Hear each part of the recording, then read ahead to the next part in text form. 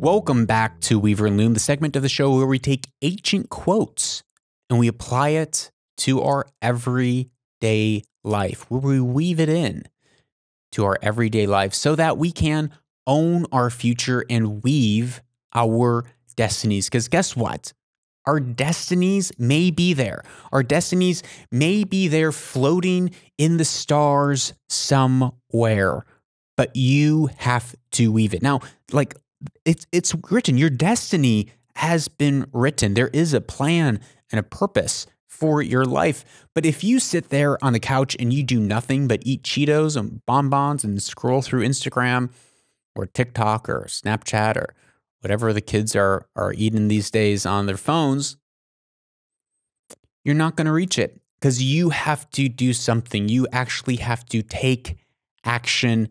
And this is what this segment is all about. One of my favorite books of all time is The Art of War by Sun Tzu. And he wrote this. It's a book of proverbs and parables about how to defeat your enemies from ancient China. And Sun Tzu wrote, "Great results can be achieved with small forces." Great results can be achieved with small forces. But I loved this quote when thinking about the topic of how tiny little thoughts, we can walk into a room, we can walk into someone else's atmosphere, and all of a sudden we are being affected by their thoughts. And if we're not careful, that small force, that little thought that flits through our mind, if we do not stop it and say, wait a minute, that's not my thought. That's not who I am. It will take hold. It will take root. It will take life. It's like a parasite, a Trojan horse that will come into your life and take over your life and ruin you, destroy you. A small little idea, one little thought, if we agree with it and take it on as our own, there is no telling what it can do. Likewise, the converse of that example is true. With one little thought, with one little idea, we can shift things. We can shift the atmosphere in that room.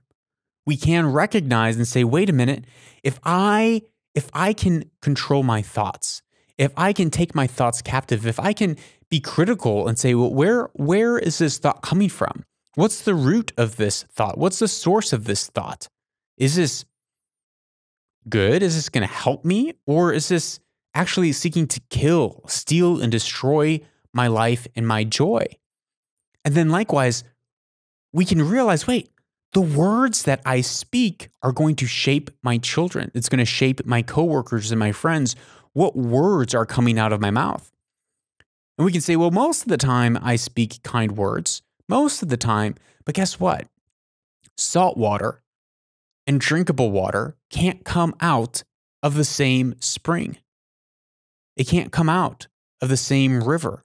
It's either one or the other. And so if our speech is filled with words of hate or curses, whether it's curses against ourselves, curses against other people, or making inner vows or agreeing with things that people have said over us, we are going to lose any sort of ability or authority to have a healthy impact on our life or the lives of people around us. So we need to watch the things that we say and watch the things that we think, because a little bit can destroy us.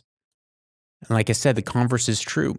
When we are sober-minded, when we are aware, when we watch our thoughts and we're careful in the words that we say, we're careful to make sure that the words that we're speaking over our children or speaking over our spouse or our friends or our coworkers are words that are blessing and building them up, words that are speaking identity over them, praising them and seeing the destiny that lies within them.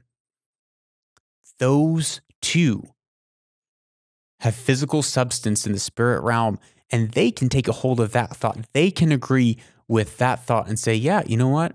I am doing a good job. I am a good son. I am a good daughter. I am a kind and loving person. I am someone who's selfless. I am someone who can reach and fulfill their destiny.